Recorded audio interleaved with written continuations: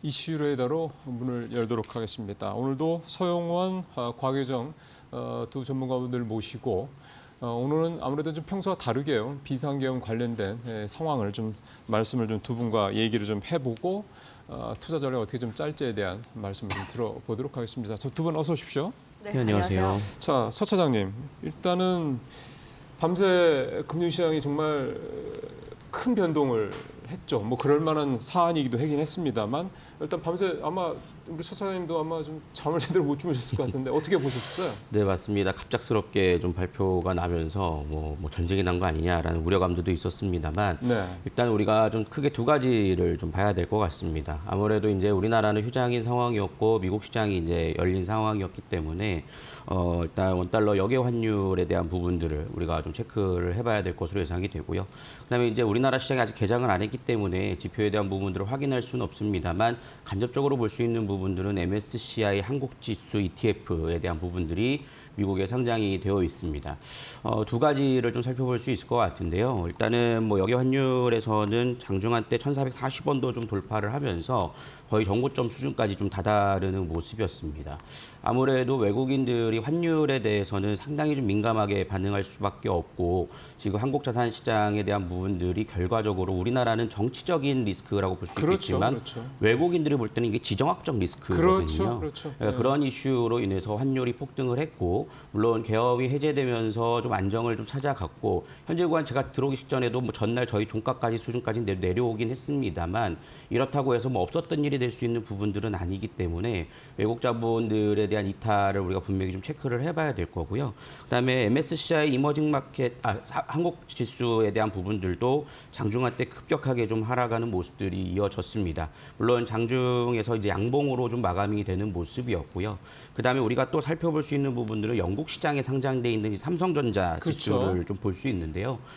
장중한 때는 7.5%까지 좀 하락하는 모습들이었고 종가는 3.5%로 마감이 됐습니다. 사실 지금 물론 하락폭을 만회했다라고 하지만 미국 시장은 전일 우리나라 시장의 상승폭을 반영을 한 상태에서 움직인 거거든요. 네. 그럼에도 불구하고 이렇게 급락이 나왔다라는 것은 오늘 우리나라 시장의 하락 출발은 좀 상당히 좀 불가피한 상황이라고 좀 볼 수 있겠고요. 여기에 따라서 변동성이 상당히 좀 심화가 될 것으로 예상이 되고 있기 때문에 좀 우려감이 있습니다만 그래도 좀 다행인 점은 우리가 7시 반에 이제 개장 여부가 결정이 되지 않았습니까? 예. 이럴 때 가장 중요한 것은 이제 금융 시스템이 정상으로 가동되는지에 대한 여부가 외국인들에게 굉장히 중요하거든요. 근데 이런 부분들에서는 개장이 됐다라는 것은 물론 하락에 대한 우려감은 있고 투자자들 입장에서는 차라리 휴장을 해가지고 하락을 막는 게 좋지 않겠냐라고 생각해 볼 수 있겠습니다만 단기적인 시각에는 그럴 수 있겠으나 만약에 휴장을 함으로써 그 한국 금융 시스템에 대한 우려감이 표명이 됐다라고 한다라면 외국인들의 이탈이 더 나올 수 있기 때문에 좀 개장 여부는 좀 잘 결정이 된 게 아닌가라고 생각을 하고 있습니다. 그렇죠. 만약에 시장까지 안 열렸다고 그러면 더 이제 우려가 나올 수 있는 부분이기도 해요. 자, 이 부분 관련해서는 우리 곽 파트너님도 한번 말씀 듣고 싶습니다. 네, 환율이 무려 이제 2년 만에 급등세를 보이면서 1,446원까지 이제 치솟게 되면 당연히 외인 자금 이탈에 대한 우려감이 더 크다고 볼 수가 있거든요. 예. 저도 이제 간밤에 정말 잠을 못 이룰 정도로 관련해서 이슈들 체크를 좀 많이 했는데 환율이 일단은 올라가게 되면은 원화 가치가 떨어지는 거잖아요. 그렇죠. 그렇게 네. 된다면 오늘 국내 증시가 열리더라도 거의 개파락 출발할 가능성이 굉장히 좀 높지 않을까라고 보여지고요. 오늘은 그렇겠죠. 네, 그렇게 개파락 출발하면서 사실 이제 움직이는 종목들 많이 없을 겁니다. 거의 이제 관망세로 흘러가게 될 가능성이 높고 일부 종목들이 만약에 움직임이 나온다라고 한다면은 일부 안전자산과 관련되어 있는 테마성 종목들만 움직임을 좀 보이지 않을까라고 보여지거든요. 사실 좀 걱정이 되는 부분은 최근에 환율이 조금씩 계속 치솟게 되면서 12월 이제 물가 관련해서 물가가 반등을 주지 않을까라는 이제 부분들에 대한 우려감들도 있었습니다. 예. 근데 이번에 이렇게 비상 계엄 사태로 인해서 환율이 치솟게 되면 한 번 치솟으면은 이게 또 안정화를 찾기까지 시간이 꽤 걸리거든요. 그리고 네. 간밤에도 변동폭 자체도 굉장히 좀 크게 나온 편이기도 하고요.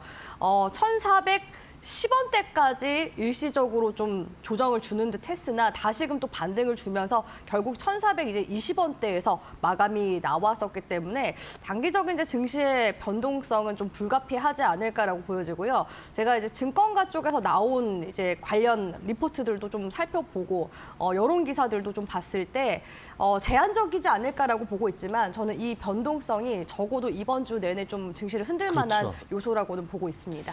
예, 어쨌든 오늘 시장 출발 상황은 두 분 다 예상을 하시는 것처럼 좀 개파락으로 이제 시작을 해서 좀 일단 상당히 좀 불안한 모습으로 갈 거다라고 예상을 하셨고 사실 뭐 누구나 다 그렇게 생각을 하시지 않을까 생각이 듭니다. 사실 이 이제 불안감 이게 사실은 이제 시장의 가장 큰 이제 악재가 좀 되는 거고요. 사실 이제 이게 우리 시장을 이제 이런 상황에서는 내부에서 보는 게 아니라 좀 한 걸음 떨어져서 외부의 시각으로 우리 시장을 이제 바라볼 필요도 분명히 있습니다. 그래서 이번 계엄령 사태와 관련돼서 외부에서 우리를 어떻게 바라보는지 이 부분에 대한 얘기를 좀 살펴봐야 될 것 같습니다. 처장님이 좀 보시기에는 글로벌 시각 우리를 바라보는 내용 부분들은 어떻게 좀 보셨습니까?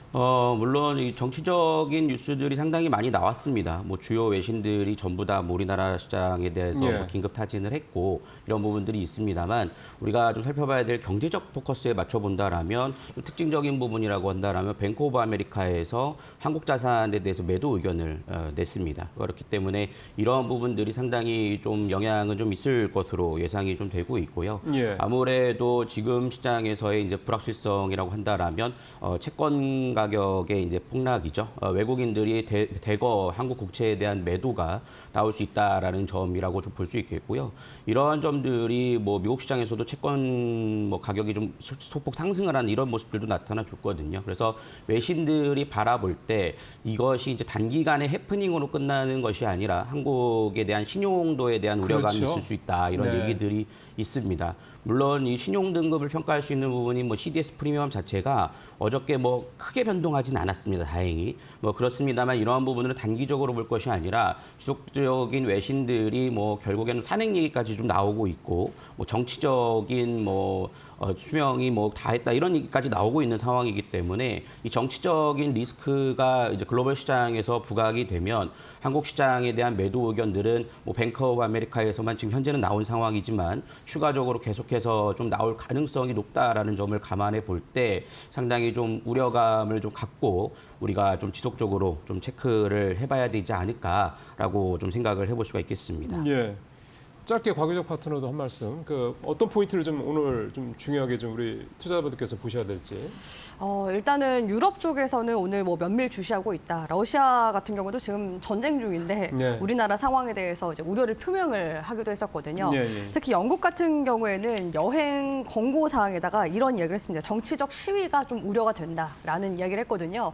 근데 이제 정치적 시위 관련해서도 극단적으로 이제 시위를 하는 그런 국가들이 일부 몇 있습니다. 근데 네. 이런 이제 부분에 대해서 이런 그 정치적인 리스크가 발현됐을 때 그리고 또 특히 비상 계엄이라는 그런 특수한 상황이 발현됐기 때문에 아무래도 해외 외신뿐만 아니라 외국에 있는 또 국민들 또한 굉장히 좀 우려할 수밖에 없는 상황이고 그게 앞서 차장님 말씀하신 대로 국가 신용에도 그러니까 신뢰성에 있어서도 굉장히 좀 강등이 될 수 있을 만한 부분이거든요.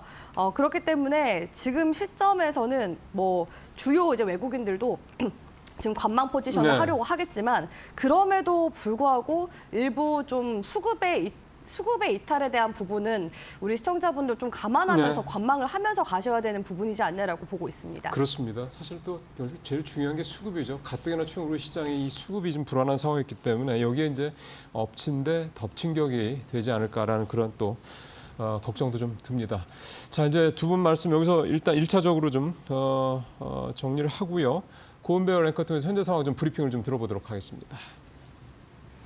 네, 어제 45년 만에 비상계엄령이 선포가 되면서 우리 시장에 대한 여러 가지 궁금증들 갖고 계실 것 같습니다.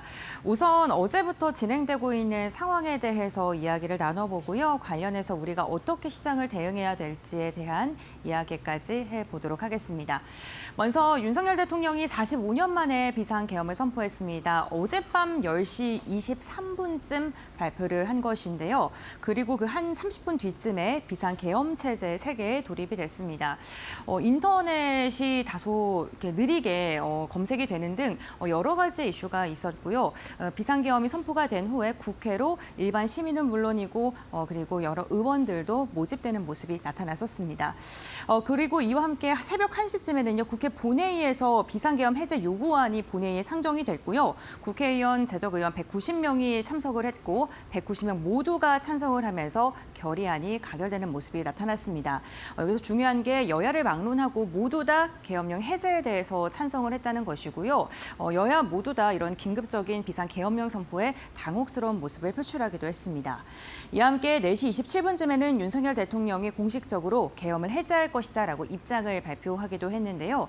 그렇다면 간밤에 이러한 여러 가지 이슈 속에서 국내 증시와 관련된 여러 투자자들은 어떻게 생각하고 있는지 다음 장을 통해서 함께 확인을 해보도록 하겠습니다.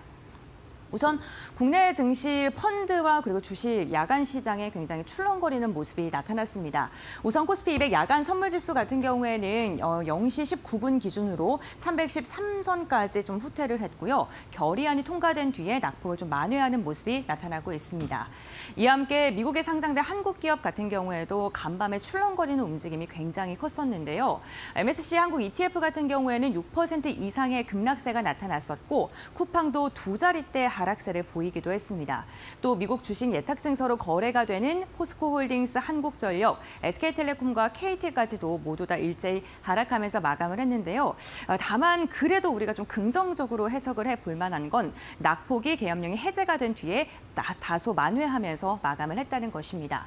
원달러 환율의 변동성도 굉장히 컸습니다. 야간 거래 중에 1,440원을 돌파하면서 2년 만에 달러 강세가 가장 크게 나타나기도 했었는데요.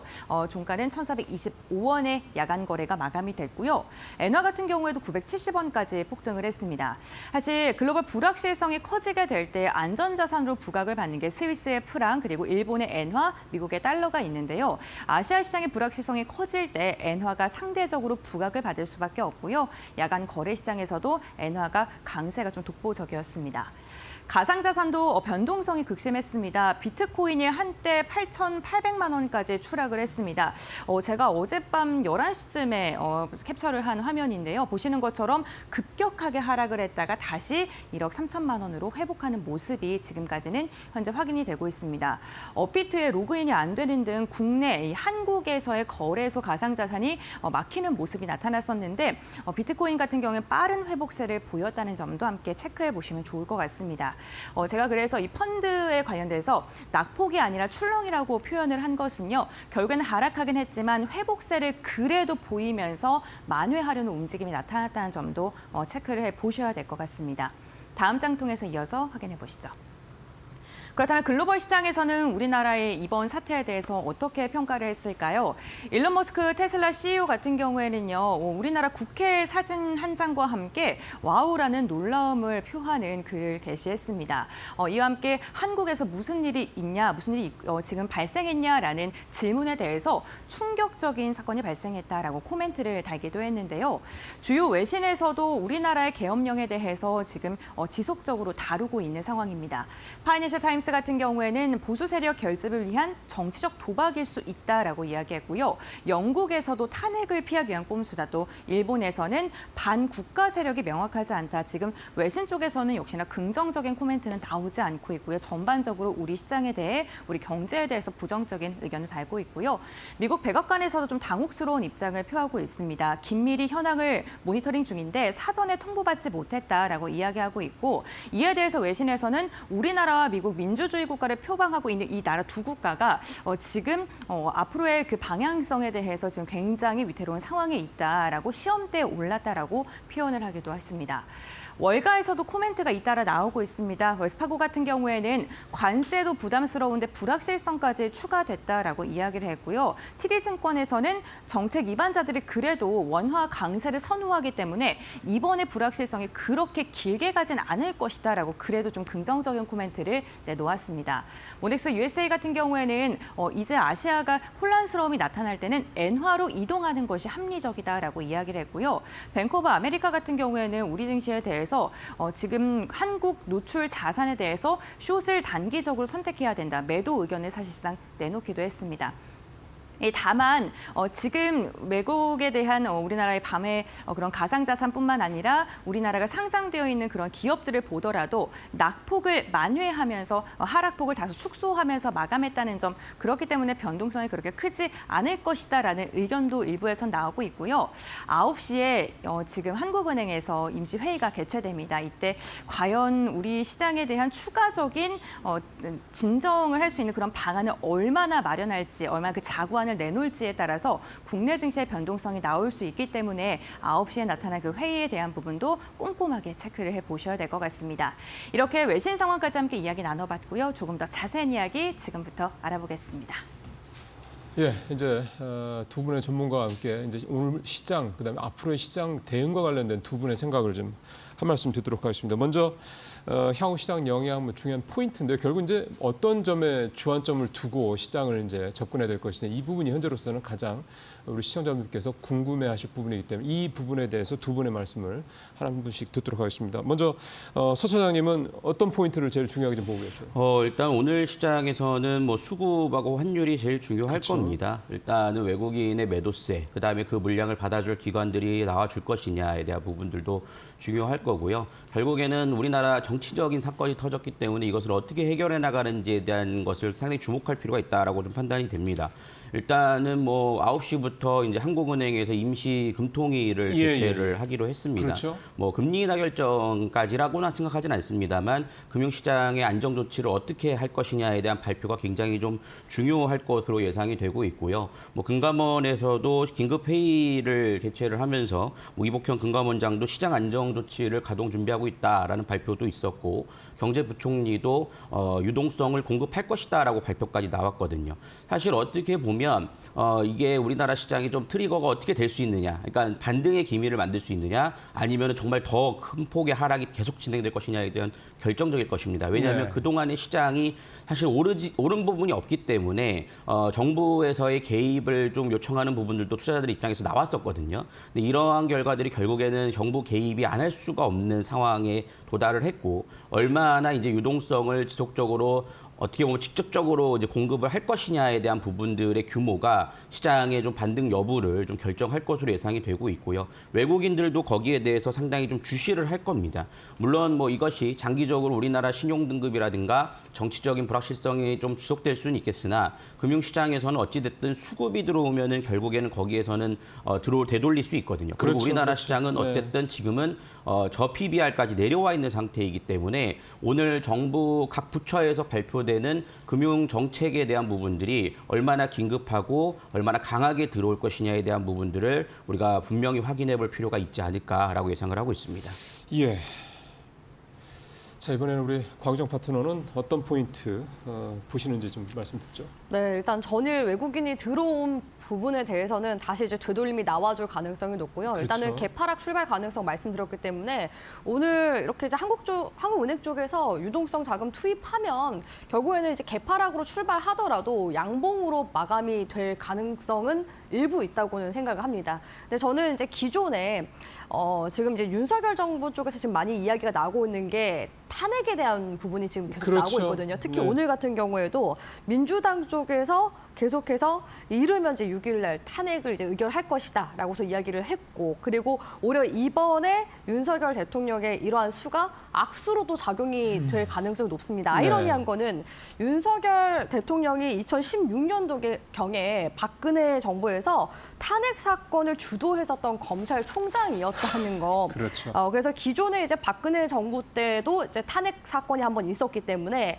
그때 당시에 증시가 어떻게 흘러갔나라고 본다면은 박근혜 정부 때가 2013년도부터 해서 2017년 딱 초반까지였거든요. 네네네. 근데 2017년도경에 박근혜 정부가 이제 무너지고 정권이 교체가 되면서 오히려 증시는 올라갔습니다. 물론 당시에 반도체 사이클도 한번 크게 또 들어오기도 했었고 또 2017년도 이제 하반기에서 2018년도 이제 초까지 네. 또 제약바이오 랠리까지도 같이 펼쳐졌거든요. 그렇기 때문에 우리 또 차장님이 말씀하신 대로 지금 현재 또 변곡 구간에 있는 만큼 이번 이제 뭐 결국에는 국민들의 선택도 중요하겠지만 이 이후에 과거 사례를 봤을 때는 증시가 올라가긴 했었다라는 부분들도 같이 좀 짚어드리고 싶었습니다. 예, 사실은 이제 그렇게 반등을 한다라는 것 자체가 해당 국가, 그러니까 지금 현재 상황에서는 우리나라가 되겠죠. 해외에서 바라볼 때 대한민국 경제가 정말 망가진 거 아니야, 망가지는 거 이런 걱정이 들 수는 있는데 그거를 이제 우리가 어떤 식으로 후속 조치를 빠른 시간에 하느냐에 따라서 그렇지 한국이라는 나라가 그렇게 쉽게 망가질 나라가 아니지 이런 어떤 인식만 좀 빠른 시간에 가져올 수 있다면 지금 말씀도 두 분 다 말씀하셨지만 이 그동안 우리 시장의 가장 큰 이 걱정거리인 수급 문제도 오히려 그렇게까지 또 부정적으로만 보일 필요는 없지 않겠느냐 이런 생각도 좀 해보게 됩니다. 이제 우리 시청자분들께 투자자분들께서 좀 답답하신 마음에 조금 이제 뭔가 가이드가 될 만한 말씀을 이제 두 분을 통해서 한 분 한 분 듣도록 하겠습니다. 이거는 우리 곽 전문가님 먼저 좀 말씀을 좀 해주시죠. 네. 자, 현 상황에서 앞서 이제 과거 이제 우리가 그 탄핵 사태도 한번 경험을 했던 상황이기 네. 때문에 이런 상황을 쭉 봤을 때 이제 현 상황에서 우리 투자자분들이 어떤 식의 이 생각을 가지고 이 시장에 접근해야 될 것인지 네. 또 만약에 그렇게 한다고 그러면 지금 이제 곽 파트너 입장에서 봤을 때는 이쪽이 좀 나는 이제 장기적으로 중장기적으로 좀 네. 긍정적으로 좀 볼 필요가 있다고 생각하시는 게 있는지 이 두 가지를 좀 나눠서 좀 말씀 좀 듣고 싶네요. 일단은 뭐 단기적으로 봤을 때는 오늘은 시장에 노이즈가 꽤 많이 들어올 겁니다. 지금 뉴스 플로우 같은 경우에도 뭐 탄핵 지금 가결에 대한 이야기도 또 나오고 있고 그리고 지금 윤정부 입장에서도 지금 그러니까 여당 쪽에서도 이번 이제 비상 계엄 사태에 관련해서 이해가 되지 않는다. 왜냐하면 이게 비밀리에 갑작스럽게 진행이 됐기 때문에 계속해서 여러 가지 노이즈가 나올 수밖에 없거든요. 그렇기 때문에 이런 팩트 체크 조금 더 중립적인 그렇죠. 시각으로 예. 관망을 해주시는 게 좋을 것 같습니다. 물론 혹자는 이번 기회를 토대로 증시가 지금 저평가된 상태에서 또 오늘 같은 경우 유동성도 또 들어오게 될 가능성이 높기 때문에 오히려 이를 또 매수 기회로 삼으시는 좀 강심장인 분들도 분명히 있을 거라고 생각이 있으시겠죠. 네. 네. 들지만 사실 대부분의 개인 투자자분들 같은 경우에는 지난 2, 3년 증시 동안에 물려 계신 분들이 더 많으실 예, 거라고 예. 생각이 들어서 일단은 금융시장이 좀 안정화될 때까지는 단기적으로 계속해서 좀 관망 포지션을 좀 취해주시는 게 좋을 것 같고요. 제가 방송 나올 때마다 항상 외국인 수급의 중요성을 말씀드리는데 단기적으로 외국인 수급이 이탈할 가능성이 지금 높다고 말씀을 드린 네, 만큼 네. 외국인 수급이 계속해서 좀 연달아 들어올 수 있는 다시 이제 금융 환경이 좀 펼쳐졌을 때 그럴 때 좀 본격적으로 네. 매수에 가담을 하시면서 적극적인 공세를 펼칠 필요성이 있지 않을까라고 보고 있습니다. 조금 좁혀 본다면요. 이럴 때 좀 곽 파트너님 보시기에는 이쪽을 조금 일단 좀 현재 워치를 하고 계시면 좋을 것 같다고 하시는 어떤 업종이나 뭐 섹터나 이런 게 있습니까?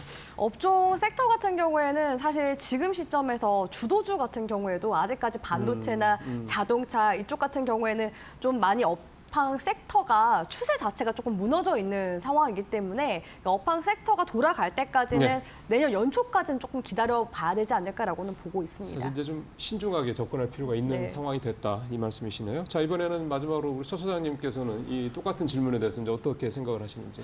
미국에서도 얘기가 나왔던 것이 이제 반도체 공급 우려감이거든요. 그렇죠. 뭐 우리나라에서도 어쨌든 반도체를 공급을 하고 있고 글로벌 시장에 유통을 하고 있기 때문에 이러한 우려감들이 좀 부각됐다라는 점에서는 어떻게 보면은 뭐 반도체주들이 장기적으로 봤을 때는 저는 뭐 또 기회도 있을 수 있다라고 좀 판단을 하고 있는 상황입니다. 다만 이제 오늘 사야 되느냐라는 것은 아니라고 좀 판단을 하고 있고요. 네, 네. 그리고 아무래도 안전자산 위주로서 움직일 겁니다. 뭐 금 관련된 종목들, 뭐 금 거래소라든가, 뭐 금괴를 만드는 기업이라든가, 뭐 이런 종목들이 단기간에 급등할 가능성이 높다라고 보고 있고요. 뭐 코인 관련된 종목들 급등할 것이고, 그다음에 정치 테마주죠. 우리나라에서는 아무래도 정치적인 이슈가 이어졌기 때문에 정치 테마주 테마주로서 뭐 이재명 테마주, 뭐 한동훈 테마주, 뭐 김동연 테마주 이런 종목군들이 단기 급등을 할 수 있습니다. 그러네요. 다만 네. 그렇지만 그런 쪽에서 상승 시 추격 매수에 대한 부분들은 좀 조심하실 필요가 있겠고요. 오히려 지금 나와 있는 이런 종목군들에 대해서는 굳이 좀 따진다라면 금 관련주들은 좀 더 안전자산 선호 현상으로 좀 가지 않을까라고 생각을 하지만 그 외에 있어서는 어떻게 보면 이슈 소멸이 될 수 있다라는 점에서 상승 시 좀 매도 의견을 좀 보시는 게 좋을 것 같고요. 오히려 환율 상승으로 인해서 수출 비중이 높은 기업들과 실적이 좋은 종목들은 저가 매수 기회로서 뭐 이번 달을 한번 좀 노려보시는 게 낫지 않을까라고 생각을 하고 있습니다. 예. 서사님은 조금 더 구체적인 말씀들을 해주셨네요. 그러게요. 참 이제 이 사실 어떻게 보면 정치적인 의제가 큰 성향의 성격의 내용이다 보니까 이른바 정치 테마주가 다시 선거랑 전혀 관계없는 시기인데 정치 테마주가 갑자기 또 부상을 할 수 있는 여지가 분명히 있다라는 말씀 좀 공감이 가네요. 조금 전에 이제 기사 내용을 좀 봤는데 사실 이렇게 국가적인 뭔가 비상사태, 위기 상태가 나올 때 꼭 우리가 체크해야 될 또 지표 가운데 하나가 CDS 프리미엄입니다. 이게 이제 우리 보통 5년물 가지고 주로 보는데 평소에 우리나라 5년물 기준으로 CDS 프리미엄이 34bp 전후에서 왔다 갔다 하거든요. 근데 좀 전에 제가 기사를 나온 걸 좀 보니까 이번 사태로 해서 오늘 새벽이죠. 36.6bp까지 올라갔다가 오늘 한 오전 7시를 전후해서 다시 34bp 선대로 내려왔습니다. 그러니까 어쨌든 이게 사실은 문제가 크다라고 생각을 하면 더 올라가겠죠. 40, 50 이렇게 올라갈 수 있는데 이게 좀 일단 평소 수준으로 내려왔다라는 점, 이것도 일단은 시장 관련돼서 물론 단기 충격 이런 부분들은 뭐 있을 수 있겠지만 근본적으로 우리 경제에 대해서 이런 어떤 우려감, 회의감, 불확실성 이렇게까지 생각을 가져가실 필요는 없지 않겠냐 이런 생각도 듭니다. 밖에서 바라보는 시각이기 때문에 특히나 좀 그렇습니다. 자, 오늘 긴급 점검을 해봤습니다. 곽유정 파트너, 소영원 차장 두 분과 함께 시장의 주요 포인트는 뭐고 앞으로 전략 어떻게 가져야 될지 말씀을 들어봤습니다. 두 분 말씀 잘 들었습니다. 고맙습니다.